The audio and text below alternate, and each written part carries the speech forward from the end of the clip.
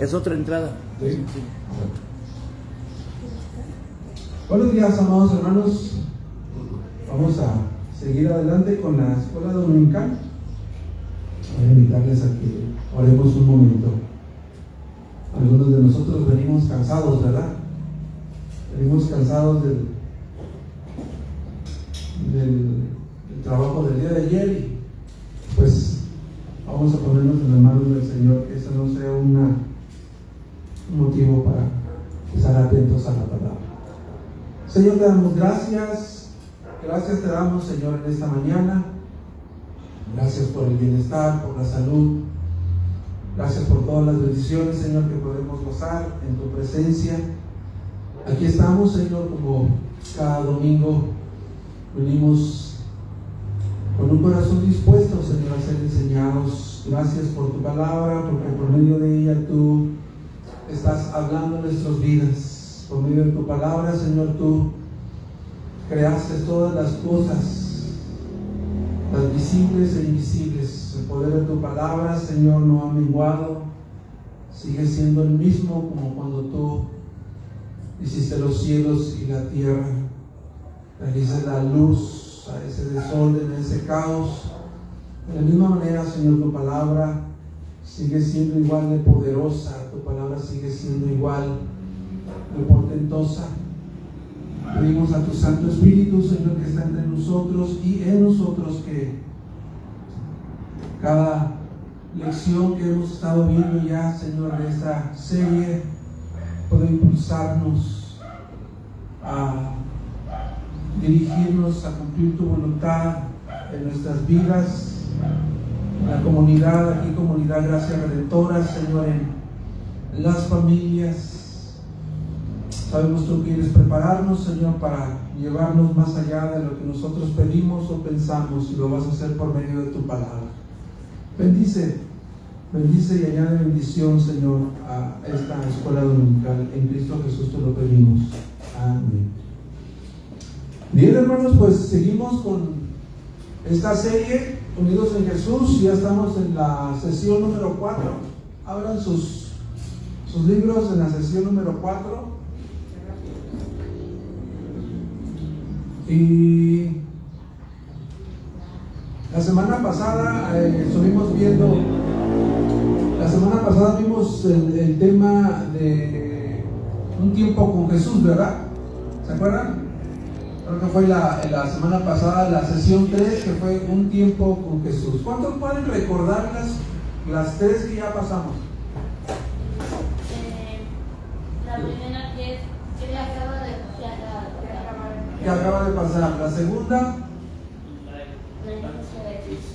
la importancia de Cristo. La tercera, un tiempo con Jesús, ¿verdad? Y la cuarta de hoy es la bendición de la comunidad. Entonces, la semana pasada estuvimos viendo en la sesión número 3, un tiempo con Jesús. Vimos que todas las personas han sido creadas para conocer a Dios de una manera personal y profunda. Ese prácticamente fue pues el eslogan de lo que se puede decir de la sesión número 3, que todas las personas fuimos creados por Dios para tener una relación con Él personal y profunda. Y como discípulos de Jesucristo tenemos el privilegio y la responsabilidad, ¿verdad? Como discípulos de Jesús tenemos el privilegio y la responsabilidad de relacionarnos con Dios mediante dos cosas. ¿Se acuerdan de esas dos cosas que mencionó Adolfo? Mediante la oración y mediante la lectura de la palabra de Dios. Prácticamente ese fue el tema. Estuvo hablando de otras cosas, ¿verdad? Pero esa es la esencia de la sesión número 3. Entonces, hoy vemos la sesión número 4, la bendición de la comunidad. Y el libro, ¿cuántos tuvieron la oportunidad de leer el libro, la sesión número 4? Y en esta sesión número 4 hay una introducción muy interesante. Hay una introducción que me llamó la atención. Habla acerca de una película Yo sé que algunos de ustedes a lo mejor sí la han visto, algunos no la han visto porque ya es un poquito como noventera, o quizás del año 2000, ¿no? Algo así. Pero el libro maneja una introducción acerca de una película de Tom Hanks. ¿Recuerdan? Que se llama El Náufrago, ¿verdad? Donde supuestamente en esta película Tom Hanks va viajando en un avión y después que ese avión sufre un accidente, cae el avión y cae en una isla y él es el único sobreviviente. Pasan los días y de repente en los restos del avión él encuentra una pelota de voleibol. Una pelota de voleibol y de repente le pone una carita, ¿no? Le dibuja una carita y le pone por nombre Wilson a la pelotita. Y a partir de ahí, por 4 años, Wilson, esa pelotita fue su amigo de charla. Él platicaba con la pelota porque no había nadie con quien platicar. Entonces, él estuvo así durante 4 años y cuando al fin él quiso salir de esa isla y preparó una balsa, quiso salir, fue a alta mar, y lograron rescatarlo, pero cuando lo rescataron, se perdió la pelota, su amigo Wilson, y él pues sufrió mucho, porque fue su compañero durante 4 años. Esa pelota que imaginariamente le puso como nombre Wilson y era su amigo con quien únicamente se podía platicar o hablar. Entonces, esta ilustración nos ayuda a nosotros a entender que nosotros fuimos creados para vivir en comunidad, ¿verdad? Esta ilustración nos ayuda a nosotros para saber que como criaturas creadas por Dios, fuimos creados para vivir en comunidad. Vemos, como hemos estado viendo en el Génesis, ¿verdad? Ya vamos a entrar cuando Dios creó al hombre y a la mujer, conforme a su imagen y semejanza, los puso en comunidad, en familia, y tiene un propósito, la creación de la humanidad para vivir en comunidad. Entonces, yo creo que muchos de nosotros también hemos experimentado que cuando pasamos mucho tiempo solos, de repente como que te sientes incómodo. Creo que hay lapsos en nuestra vida que todos nosotros queremos tener un espacio de privacidad, un espacio para pensar, para reflexionar, un espacio donde nosotros podamos hacer un autoanálisis quizás de nuestra vida. Tenemos proyectos, tenemos planes para hacer y está bien tener un tiempo en el que podamos estar solos con Dios y estar reflexionando. Pero cuando ya es un lapso, un periodo de tiempo largo y que tú has estado solo sin comunicarte con nadie, con alguna otra persona, ¿cómo te has sentido? La pandemia, ¿cómo nos fue pandemia? Estábamos aislados, ¿verdad? ¿Recuerdan cuando inició la pandemia? Los primeros meses de la pandemia era algo terrible, estar en casa, solamente en casa, trabajando algunos siendo funcionales en sus trabajos desde casa, y a lo mejor ahí pudimos sentir lo que es no vivir en comunidad, ¿no? Simplemente aislados y pues no le veíamos propósito a la vida. Entonces, esta cuarta sesión es la bendición de la comunidad. Y el libro, dame la siguiente, Charlie, por favor. Dale. Entonces, el propósito de esta sesión número 4, el propósito de esta sesión, la bendición de la comunidad, es entender la nueva relación que el creyente tiene con su iglesia. Entender la nueva relación que el creyente tiene con su iglesia y llegar a saber que relacionarse con Dios involucra relacionarse también con otros creyentes que comparten la misma fe la misma fe en Cristo Jesús. Entonces, si tenemos comunión, ¿verdad? Como hemos hablado, vertical con Dios, podemos tener una comunión horizontal con los demás. Vemos que el tener comunión con Dios nos va a llevar a tener comunión unos con otros. Y ese es el propósito de esta sesión 4, la bendición de la comunidad.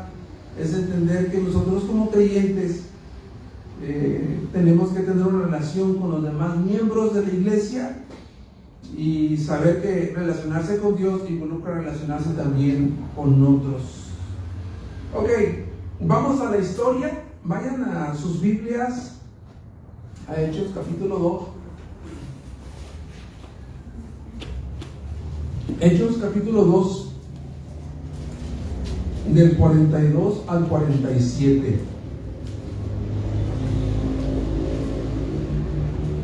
Ya nos estamos familiarizando con este material que habla de conocer la historia. Después habla un segundo punto de analizar la historia y la sesión de comprométete. Ya nos estamos familiarizando con eso. Entonces dice, vamos a leer ahí Hechos 2:42 al 47. Dice, y se dedicaban continuamente a las enseñanzas de los apóstoles, a la comunión, al partimiento del pan y la oración. Sobrevino temor a toda persona y muchos prodigios y señales se hacían por los apóstoles. Todos los que habían creído estaban juntos y tenían todas las cosas en común. Vendían todas sus propiedades y sus bienes y los compartían con todos según la necesidad de cada uno. Día tras día continuaban unánimes en el templo y partiendo el pan en los hogares, comían juntos con alegría y sencillez de corazón, alabando a Dios y hallando favor con todo el pueblo. Y el Señor añadía cada día el número de aquellos los que iban siendo salvos. Ok, esta es la historia que maneja esta sesión número 4. Y en su libro habla acerca de que hay momentos en la historia del mundo que han cambiado el panorama de cómo podemos ver el mundo. Hay momentos estratégicos, momentos claves en que ha cambiado el mundo. Por ejemplo, por citar un ejemplo, cuando Jesucristo murió en la cruz del Calvario, la historia del mundo se dividió en dos partes, ¿verdad? Ahora conocemos que es antes de Cristo y después de Cristo. Eso sería como un buen ejemplo para entender nosotros que hay momentos en la historia que son clave para que cambien todas las cosas. Eso es lo que dice su manual o el libro. Y me acordé cuando estaba leyendo la lección, ¿no?, de que hay momentos en que han cambiado el destino de la historia. Me acordé de un programa de televisión. Yo creo que más de uno de los que estamos aquí lo hemos visto. Ya por ahí atrás ya estoy viendo que sí lo han visto. Todavía no lo menciono y ya sé que lo han visto. ¿Cómo se llama ese momento? Ese programa, ¿se acuerdan? El minuto que cambió mi destino, ¿verdad? Ahí en ese programa hay entrevistas con las celebridades, ¿verdad? Algunos actores, cantantes, donde ellos van a ser entrevistados y ellos cuentan su historia y hablan acerca en el que hubo un momento clave, en el que hubo un momento esencial en sus vidas que les cambió por completo el panorama, ¿verdad? Que fueron marcados por un evento en sus vidas.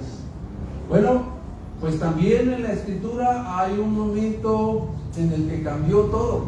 Hay un momento en el que fue tan esencial o algo que ocurrió que fue clave en el panorama de la redención que Dios quería traer desde antes de la fundación del mundo. Y ese se encuentra en la historia precisamente de lo que acabamos de leer en Hechos 2:42 al 47. Hubo un acontecimiento muy importante en la iglesia primitiva. ¿Se acuerdan del primer sermón de Pedro? ¿Sí se acuerdan del primer sermón de Pedro? Que Pedro, lleno del Espíritu Santo, ese Pedro que conocíamos en los evangelios, ese Pedro atrevido, ese Pedro que era pues prácticamente el reactivo, ¿no?, que siempre estaba hablando, era el representante de los 12, Ese Pedro que le dijo al Señor Jesucristo: yo soy capaz de ir contigo hasta la muerte, Señor. Ese Pedro ahora ya lo vemos, ¿verdad?, investido por el Espíritu Santo que vino por la promesa que Jesucristo les dijo, ¿verdad? Espérense ahí en Jerusalén, voy a mandar el Espíritu Santo que ha prometido el Padre sobre ustedes, y ustedes me van a ser testigos en Jerusalén, en Judea, en Samaria y en el resto del mundo. Vemos a este Pedro en la escena ya en el libro de Hechos, Pedro transformado, lleno del Espíritu, siendo usado por Dios para predicar un sermón de las Escrituras y trayendo como primera cosecha 3,000 almas. Impresionante, ¿verdad? 3,000 almas fueron puestas bajo la convicción de pecado, en arrepentimiento por la predicación de Pedro. El Espíritu Santo los llama eficazmente a salvación, y a partir de ahí hay un momento clave en el que Dios decidió, ¿verdad?, en el que Dios decidió fundar la iglesia por medio de esta primera cosecha de 3,000 almas. Entonces, prácticamente esa es la historia de cómo cambió el panorama, ¿verdad?, de la redención, cuando un momento clave en el que Pedro predica, se añaden 3,000 almas a la iglesia, y a partir de ahí vemos cómo Dios utilizó a estos 12 apóstoles para discipular a otros y establecer su iglesia. Ok, hay algunas preguntas de esta historia, conoce la historia, que quisiera preguntar, ¿no? Ya leímos el pasaje, lo voy a leer de nuevo, del 42 al 47, y la pregunta que vamos a contestar entre nosotros es: ¿cuál era la relación entre los creyentes de esta nueva comunidad y cómo la describirías? Dice así de nuevo el versículo 42 al 47. Y se dedicaban continuamente a las enseñanzas de los apóstoles, a la comunión, al partimiento del pan, a la oración. Sobrevino temor a toda persona, y muchos prodigios y señales se hacían por los apóstoles. Todos los que habían creído estaban juntos y tenían todas las cosas en común. Vendían todas sus propiedades y sus bienes y los compartían con todos, según la necesidad de cada uno. Día tras día continuaban unánimes en el templo y partiendo el pan en los hogares. Comían juntos con alegría y sencillez de corazón, alabando a Dios y hallando favor con todo el pueblo. Y el Señor añadía cada día al número de ellos los que habían de ser salvos. Entonces, viendo la descripción de cómo funcionaba, cómo era funcional esta iglesia, la primera iglesia primitiva, ¿cómo la describirías en tus propias palabras? ¿Cómo describirías la relación que había entre estos creyentes, esta primera cosecha de 3,000 almas, ¿verdad? Que no sé cómo lo hicieron para contar las 3,000, pero está registrado históricamente que hubo 3,000. 3,000 almas. Imagínate que aquí en Comunidad Gracia Redentora de repente se añadieran 3,000 almas, ¿verdad? Pues eso ocurrió. Se añadieron 3,000 almas.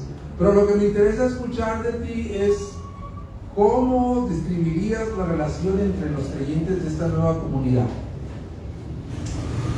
¿Quién quiere participar?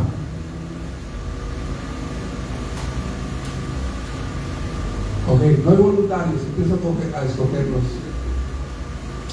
¿Cómo describirías, Shelly, la relación entre estos nuevos creyentes en la iglesia primitiva? Bueno, ahí en el 42 dice que se dedicaban continuamente a la enseñanza, era una de las características que tenían, ¿no? Continuamente estaban, no sé, deseando aprender y nosotros deseando enseñar. Había un hambre de la palabra de Dios, ¿verdad? Si hay algo que puede verse en la primera iglesia, en la iglesia primitiva, es que existía un hambre por la palabra de Dios. Eso llama la atención. ¿Alguien más? ¿Cómo describiría esa relación? Que estaban juntos, ¿no? Estaban unidos, pasaban tiempo en comunidad, comían juntos, oraban juntos, y se ve como una conexión muy fuerte y continua. Ajá. La Biblia dice que estaban unidos, ¿no? Se dedicaban continuamente a las enseñanzas, a la comunión, al partimiento del pan y la oración. Estaban juntos y tenían todas las cosas en común. Aquí hay algo interesante que hay que resaltar, ¿no? Con esta gente que fueron convertidos, esos 3,000. Todos ellos tienen una historia, como nosotros. Todos ellos antes de venir a Cristo tenían una historia. Nosotros no sabemos si esa gente, ¿verdad?, era una gente que les gustaba compartir con otros, estar juntos. No sabemos, ¿verdad? Era gente que estaba ocupada seguramente, que trabajaba, que tenía sus obligaciones. Pero lo que llama la atención es que después de que conocen a Cristo, como dice David, entre ellos son como una conexión. Entre ellos había un deseo de permanecer juntos, tuvieron un sentido como de identidad, ahora se conocían como el pueblo de Dios y querían estar allí. Eso también me llama mucho la atención. Adolfo, ¿tú qué ves en esta relación? ¿Cómo la describirías? Pues se ve que había una interacción muy, muy cercana. Eran unos a otros. Todo lo que hacían lo hacían unos a los otros. Se servían unos a otros, se enseñaban unos a otros, aprendían unos de los otros. Entonces me da la impresión de una familia, ¿no?, que vive en un solo lugar. Ellos no vivían todos juntos tal vez, pero se reunían y eran una familia, como cuando estamos en nuestra casa y hacemos todas las cosas que hacemos son por el bien común, podemos decir, por el bien de la familia. Entonces, de la misma manera, las prácticas de la iglesia primitiva eran por un bien común. Todos hacían las cosas que hacían porque sabían que beneficiaban a todos. El dedicarse a la oración, a la enseñanza, eran cosas que beneficiaban a la comunidad y por eso unos a otros se animaban a hacerlas. Sí. El libro dice que la relación de ellos, eso está en el libro, dice: la relación entre los creyentes de la iglesia primitiva era íntima. Era una relación íntima, amorosa, solidaria, constante, compartida, alegre, humilde, devota, unida entre todas las cosas. Podemos ver que hay una intervención divina, hay una intervención de parte del Espíritu Santo en todas estas personas, ¿verdad?, que han nacido de nuevo. Obviamente una persona no puede mostrar todas estas virtudes que señala este texto sin que no haya habido primero una transformación o un cambio esencial en sus vidas, ¿verdad? Entonces podemos ver claramente que el Espíritu Santo, ¿verdad?, está uniendo a la iglesia, está llevándolos a cumplir el propósito como iglesia, como comunidad. Ok, la siguiente es: analiza la historia. La siguiente, Chani.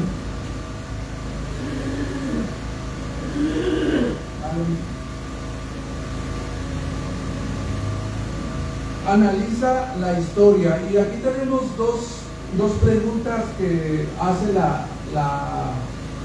esta parte, este punto de analizar la historia. Empieza con una pregunta que dice: ¿qué es la iglesia? ¿Qué es la iglesia? Y cuando escuchamos hablar de la iglesia, ¿verdad?, ¿qué viene a nuestra mente? ¿Qué es lo primero que quizás venga a nuestra mente cuando escuchas la palabra iglesia? La iglesia católica, de la que todos decimos pertenecer algún día, pero nada más fue de labio, ¿verdad? Porque nada más estuvimos ahí cuando nos bautizaron, ¿no? Nada más. Y cuando nos casamos, quizás los que se casaron antes de llegar a Cristo, ¿no? Pero ¿qué es lo que normalmente piensa uno cuando habla acerca de la iglesia? El edificio, ¿verdad? ¿A dónde vas? Voy a la iglesia. ¿Es correcto decir así?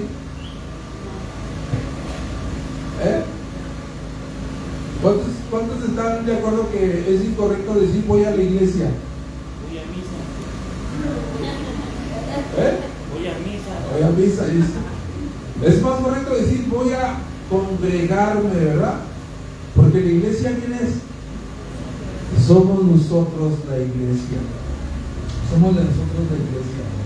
Entonces, cuando pensamos acerca de la iglesia, anteriormente, cuando desconocíamos realmente lo que era la esencia y la naturaleza de la iglesia, nosotros asociábamos la iglesia con el templo. Asociábamos la iglesia con el templo, con el edificio, en el lugar donde nos congregamos.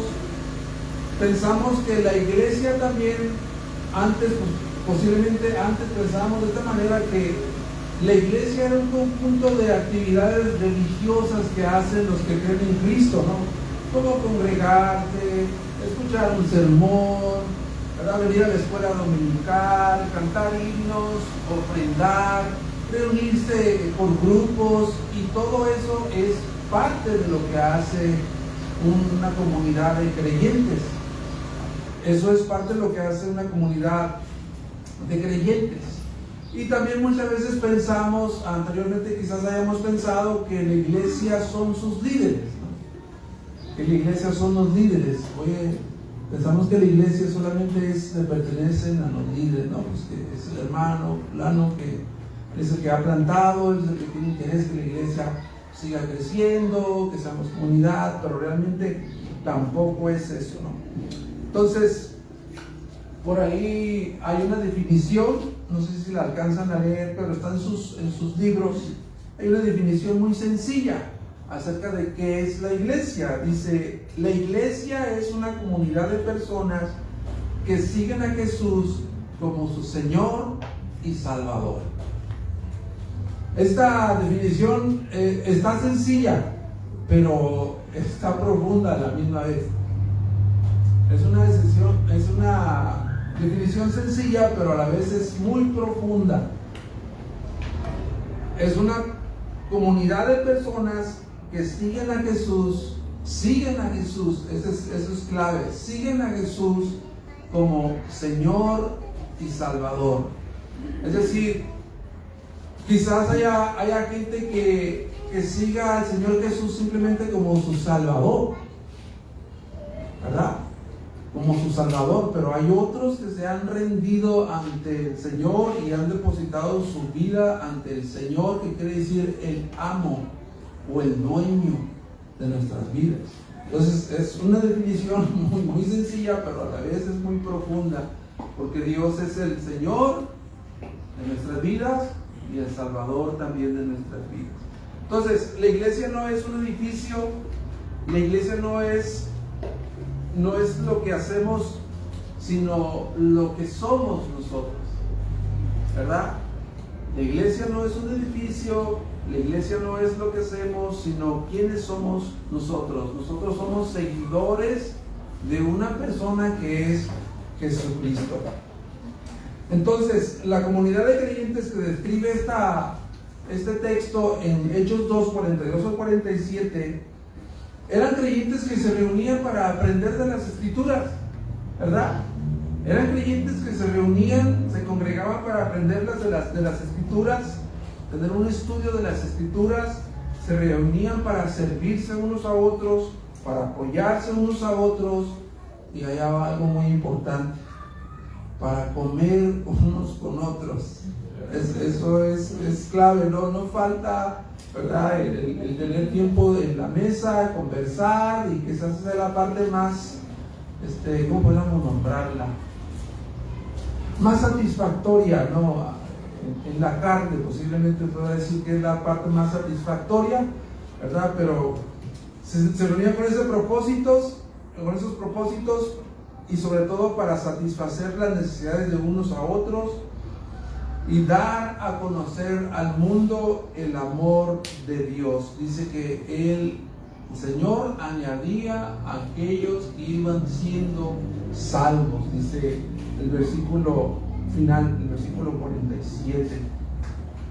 Entonces, Cuando nosotros hablamos acerca de la esencia y la naturaleza de la iglesia, comprender esta parte de la naturaleza y el propósito de la iglesia es esencial para que nosotros podamos saber por qué Dios diseñó la iglesia. Y cuando vamos a las escrituras vemos que los autores usan muchas metáforas, ¿no? O figuras para mostrarnos de qué es la iglesia. Y una de esas metáforas o figuras es que la iglesia es un cuerpo. La iglesia funciona como un cuerpo. Vamos a 1 Corintios capítulo 12. Vaya a su Biblia. 1 Corintios capítulo 12. Del 12 al 14.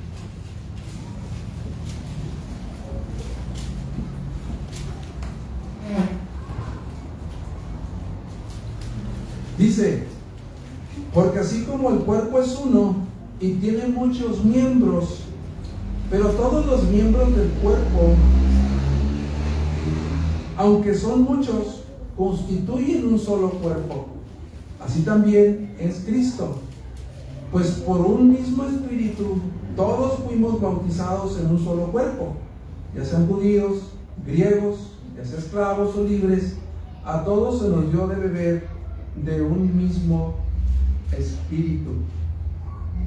Entonces, la Biblia dice que la iglesia es un cuerpo, no es como un cuerpo, es un cuerpo, es el cuerpo espiritual de Cristo. Nosotros, los miembros de la comunidad Gracia Redentora, una iglesia local que pertenece a la iglesia universal de todos los creyentes, de todas las épocas, de todas las eras, vivos y muertos, nosotros somos parte de esa iglesia universal, pero también somos parte de una iglesia local, de una comunidad de creyentes, y funcionamos como un cuerpo.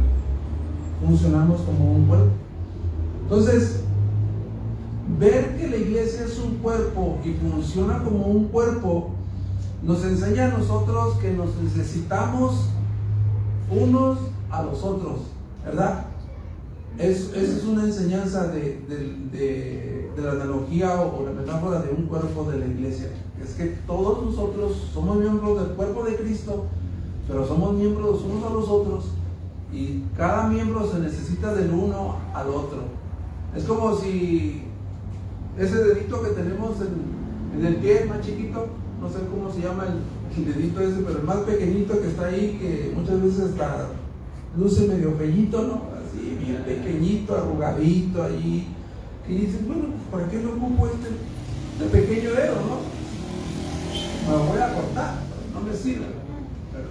No decimos así, ¿verdad? No, porque es parte de nuestro cuerpo.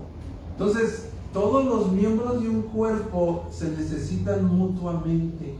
Eso nos da la idea de la iglesia funcionando como un cuerpo. Tenemos que trabajar o funcionar como un cuerpo.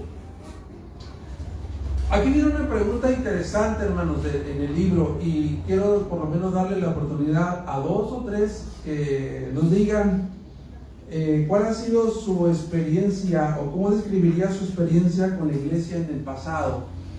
Es decir, que todos nosotros de alguna manera hemos estado en diferentes iglesias, nos hemos congregado en diferentes iglesias, tenemos diferentes experiencias de acuerdo a esas iglesias donde nos hemos congregado. Una vez viendo nosotros la esencia y la naturaleza y el propósito de la iglesia, cuando tú te congregabas en estas iglesias, ¿cómo describirías tu experiencia en la iglesia en el pasado, antes de aquí, en el pasado? ¿Cómo la considerarías tu experiencia en una iglesia en el pasado? 2 que quieran participar. Los escojo otra vez. Hermana Iraís, ¿cómo describiría usted su experiencia con la iglesia en el pasado? Ya vimos que esta iglesia era una iglesia, la que describe el texto 2:42-47 de Hechos, que la relación entre ellos era una iglesia íntima, una relación íntima, amorosa, solidaria, constante, compartida, alegre, humilde, devota, unida. ¿Cómo describiría su experiencia con la iglesia en el pasado? Es decir, de donde se haya usted congregado. Bueno, yo creo que el antagonismo más grande sería cuando iba a la iglesia católica. Ajá. Porque es muy diferente, llegabas y participabas de un servicio que incluso a veces era repetitivo y no era una comunidad porque eran personas que muchas veces no conocías, salvo vecinos con los que coincidías, pero que a veces en el transcurso de la vida cotidiana ni nos saludábamos, o sea, todos nos conocíamos de vista. No había comunión, no había relación, era muy impersonal, individual. Creo que Sí, es válido. Antes de asistir a una congregación cristiana, pues nosotros fuimos a la católica. Tenemos un trasfondo también en esa parte. ¿Alguien más cómo describiría su experiencia con la iglesia del pasado? En la iglesia que se ha congregado en el pasado. Los veo muy cansados, ¿verdad? Ese pico y esa pala los agotó, todos nos venimos bien así. Algo que yo podría mencionar es relacionado a todas esas como características y cualidades que mencionan ellos, es que sí he experimentado algunas de esas cosas y en algunos pues eran muy fuertes, ¿no? En esa área lo hacía bien, pero en otros como muy pobre. Entonces como que ha habido esos que dices, lo hacían muy bien en esta área, pero les faltaba mucho en otra área. Entonces, por la cultura de la iglesia, por la teología, enfatizaban ciertas cosas y descuidaban otras cosas. Entonces creo que eso es algo que a mí me hace reflexionar y decir cómo pues, mantener el todo y no llegar a tener un desbalance o algo, ¿no? Un equilibrio equivocado en ciertas áreas. Iván. Creo que alguna experiencia fue de mucha apariencia, ¿no? Donde el domingo ves, hola, ¿cómo estás? ¿No? Y todos bien vestidos, no, bien, gracias a Dios, ¿no? Y ya hasta el otro domingo y lo mismo, ¿no? Entonces creo que esa falta de profundidad en las relaciones personales de los miembros de la iglesia ha estado faltante. Creo que es el caso de al menos varias que he visto, ¿no? Pertenecido a no muchas, pero Y vuelvo, qué bueno que dices eso, porque vuelvo a citar cómo describe este texto de Hechos 2:42 al 47, cómo describe la interacción en esta iglesia. Como habíamos estado diciendo, ¿no? Había hicieron un clic, ¿no? Entre ellos. Hay una relación muy, muy íntima, muy profunda entre ellos. Pero déjame decirle que ese es el resultado del trabajo del Espíritu Santo en la iglesia. Nosotros como creyentes podemos tener, como miembros de la comunidad, podemos tener el sano deseo de promover la unidad en la iglesia, ¿verdad? ¿Cuántos de todos? Yo estoy seguro que la mayoría de nosotros, casi todos nosotros, puedo decir que estamos interesados en promover la unidad en la iglesia y hacemos muchas cosas para ese propósito y son buenas también para traer unidad, conocernos, pero realmente necesitamos que el Espíritu Santo esté allí en la ecuación, en nuestras vidas, obrando, dirigiéndonos, convenciéndonos, hablándonos, cambiándonos, ¿verdad? Para tener todos estos frutos del Espíritu Santo, que es el amor, ¿verdad? El gozo, el tener dominio propio, porque todos nosotros somos miembros de una familia, es cierto, somos todos miembros de una familia, todos venimos de un trasfondo diferente, todos fuimos educados diferentes, todos tenemos un nivel académico, socioeconómico, diferente todos. Y algunos son difíciles de amar, ¿verdad? Algunos no son tan fáciles para amar, algunos son difíciles para amar.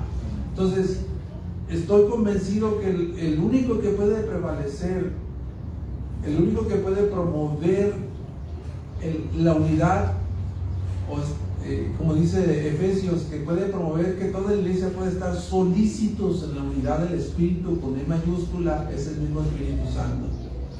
Y nosotros debemos estar sabedores de que necesitamos la intervención del Espíritu Santo para funcionar como iglesia.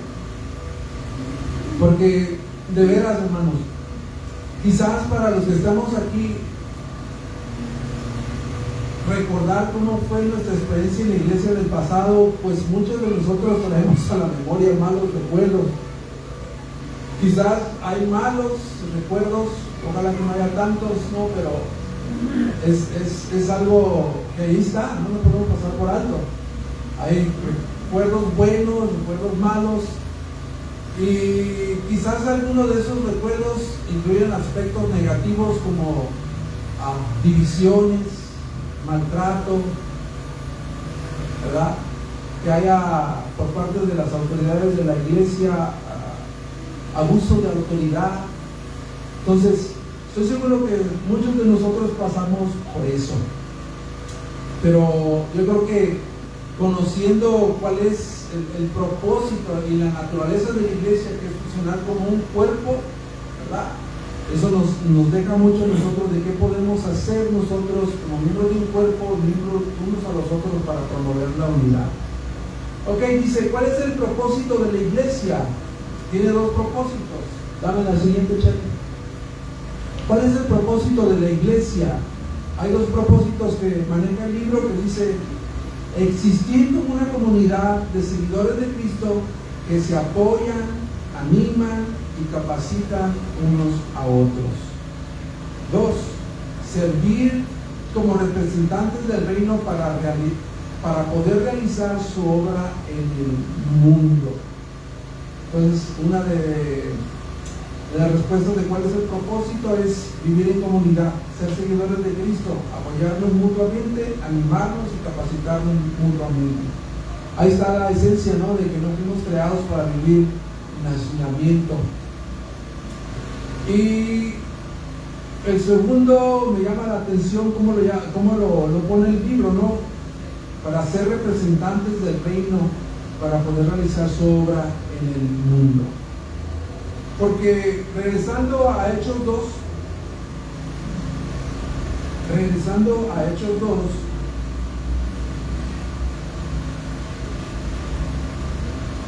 era parte de lo que esta comunidad de la iglesia primitiva ellos hacían. El versículo 46 dice: día tras día continuaban unánimes en el templo y partiendo el pan en los hogares, comían juntos con alegría y sencillez de corazón. 47, alabando a Dios y hallando favor con todo el pueblo,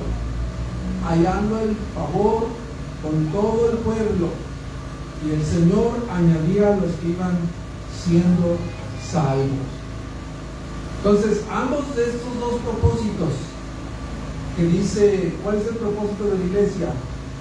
Estos dos propósitos, ambos nos vemos que se cumplen en la iglesia primitiva, ¿verdad? En este texto se cumplen ambos propósitos.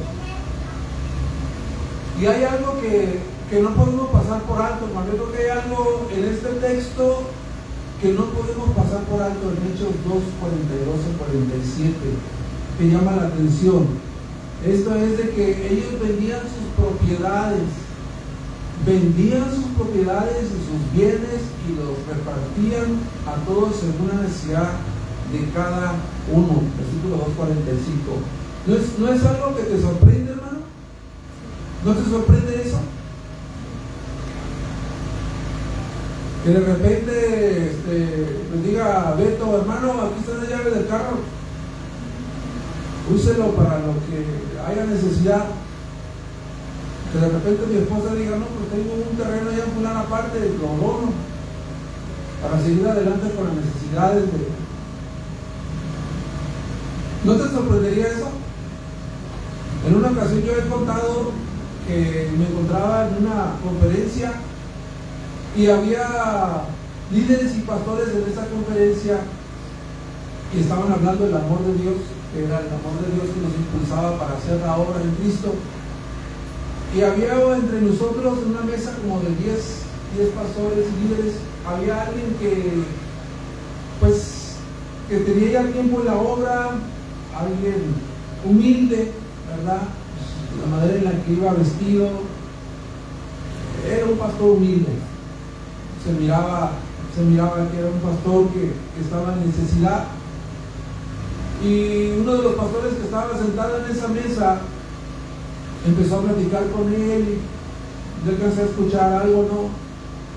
Y recuerdo que venía de Chiapas, muy lejos, venía en camión.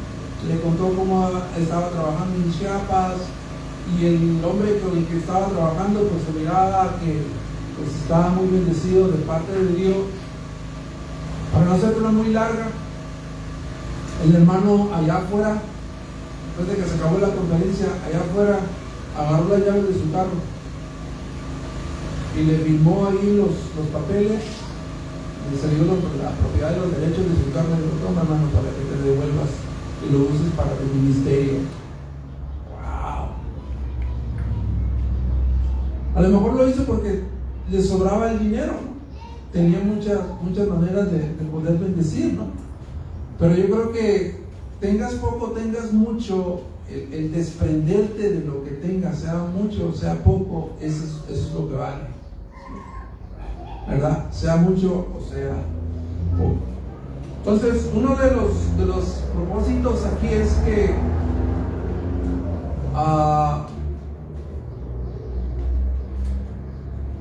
de la fuente de transformación en esta iglesia primitiva es el Espíritu Santo. Eran pues, cada vez más parecidos a Cristo.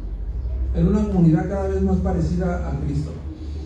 ¿Qué pasó cuando esta comunidad de creyentes empezó a propagarse la comunión que había entre ellos? Cuando los que estaban fuera de la iglesia empezaron a ver a esta iglesia que de repente, ¿verdad? Por decir así que Iván estaba en esa iglesia, ¿no? Y de repente él conoce a alguien allá afuera y conoce que Iván tenía algunos terrenos por allá y de repente le dice: a ver, hermano, vengo a comprarte un terreno que tienes allá. No, ya no tengo ese terreno, ya lo doné a la iglesia, ¿no? Que de repente lo vea en la iglesia alabando a Dios. ¿Qué es lo que surgía con la demás comunidad que estaba fuera de la iglesia? Ellos se preguntaban: ¿qué les está pasando a ellos, no? ¿Qué le está pasando a toda esta gente que de repente yo lo conocía como era? Yo conocía cómo vendía kilos de 900 gramos. Yo lo conocía como era allá afuera. No disparaba ni en defensa propia, ¿no? O sea, no soltaba nada, era de Monterrey aquel amigo. Pero de repente se unió a la iglesia y algo pasó con él. Algo pasó con ellos. ¿Qué pasaba con esta gente? Dice la Biblia que estaban hallando favor con todo el pueblo y Dios usaba todas esas cosas que ocurrían en esa iglesia para añadir a los que estaban siendo salvos. Para añadir a los que estaban siendo salvos. Y Primera de Pedro 2:9, y con esto terminamos. Primera de Pedro 2:9 y 10 dice: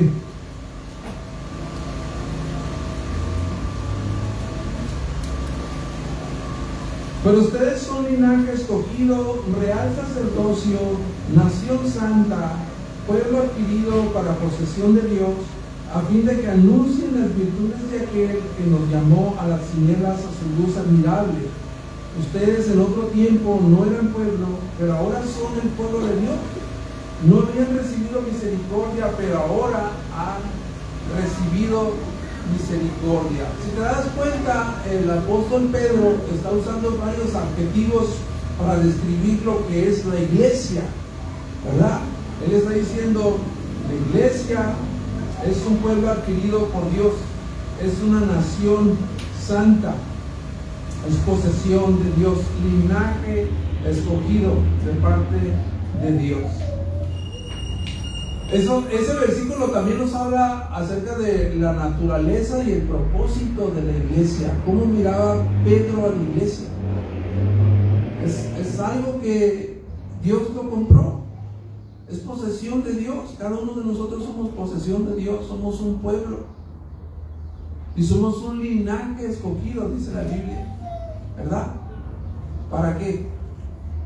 Pues sí, para decir, ahora soy cristiano, ahora vengo a una iglesia y me congrego en Comunidad Gracia Redentora, ahí predican la sana doctrina. No, hay más. ¿Cuál es el propósito? Dice que para que anunciemos las virtudes de aquel que nos llamó. Para anunciar. ¿Qué se necesita para dar a conocer, ¿verdad?, un producto que alguien anda vendiendo en las calles? Anunciar, megáfonos, ¿no? Aquí tenemos en las comunidades pues varias formas que usan para comunicarlo en las comunidades, sobre todo en los pueblos, ¿no? Hay alguien que está voceando, ¿cómo se dice? Perifoneando, ¿no? Vas a los pueblos y hay alguien que está ¿cómo? Eso. Y está diciendo, ¿verdad? Va a haber tal evento y no sé qué, y que si quieren comer en tal casa, y va la señora vendiendo no sé qué, ¿verdad que sí? Entonces están anunciando, y la Biblia dice que nosotros hemos sido llamados para anunciar las virtudes de aquel que nos llamó, las virtudes de aquel que nos llamó. Entonces, una de las principales causas de las cuales nosotros somos iglesia es para ese propósito. Pero si no funcionamos como un pueblo, como un cuerpo, ¿será que sí podemos hacerlo? Cada quien tiene su parte para poder anunciar las virtudes de aquel que nos llamó. Cada cual. Dios le ha dado un don para hacerlo. Hay una última pregunta aquí. Dice, ¿qué expectativas tienes cuando se trata de participar en la vida en comunidad? ¿Cuáles emociones sientes cuando has ayudado a otros? ¿Qué expectativas tienes tú, hermano, de servir aquí en Comunidad Gracia Redentora? Ahora sí nos la vamos a aplicar aquí nosotros. ¿Qué expectativas tienes al participar aquí en Comunidad Gracia Redentora, al servir en la comunidad? ¿Qué esperas del servicio que tú das aquí? Ya sea que limpies el templo, ya sea que des clases, ya sea que enseñas a jóvenes. ¿Qué experiencia, verdad? O ¿qué expectativas tienes?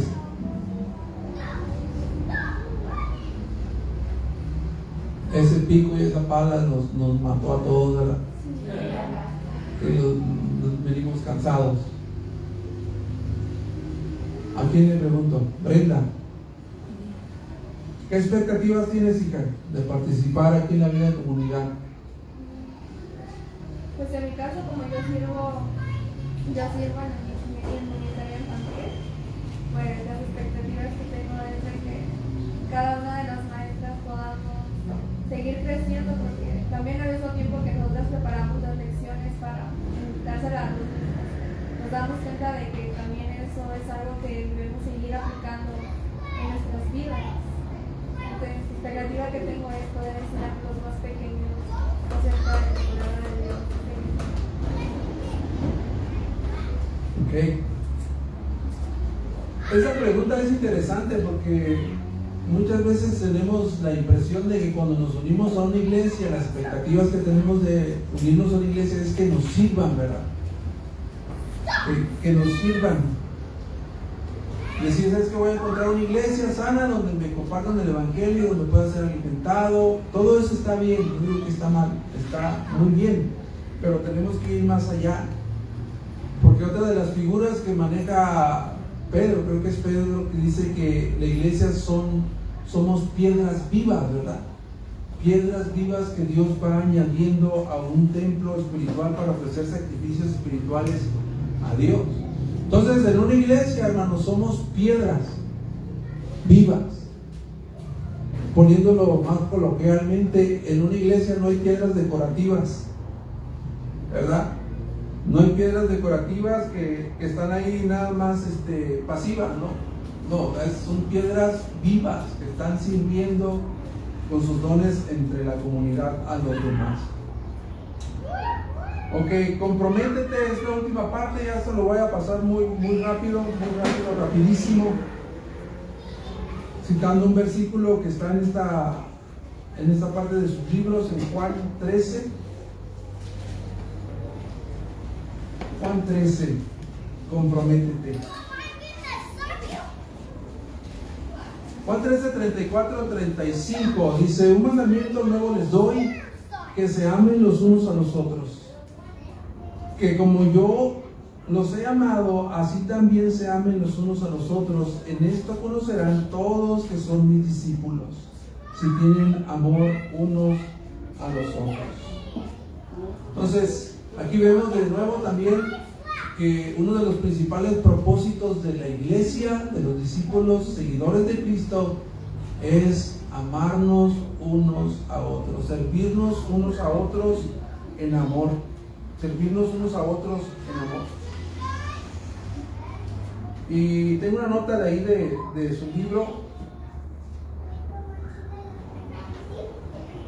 Dice: no podemos ofrecer o dar apoyo y oración a otros miembros de la comunidad de discípulos si no estamos al tanto de nuestras necesidades. Lo que dijo Iván, ¿no? No podemos servirnos unos a otros o ofrecer apoyo y oración unos a otros entre los miembros de la comunidad si no estamos al tanto nosotros mismos de nuestras propias necesidades. Como dice: me acerco, ¿cómo estás? Bien. Me voy con otra persona, no sé cómo estás. Bien. Eso no es cierto, no estamos bien, tenemos necesidades, tenemos peticiones de oración, tenemos luchas, tenemos pruebas, y es el momento de compartirlas unas con otras y poder ser bendición unos con otros. Pero lo que realmente nos va a movernos a servirnos unos a otros, ¿verdad? Es el amor de Dios. Con esto termino. Hay una frase también de su libro.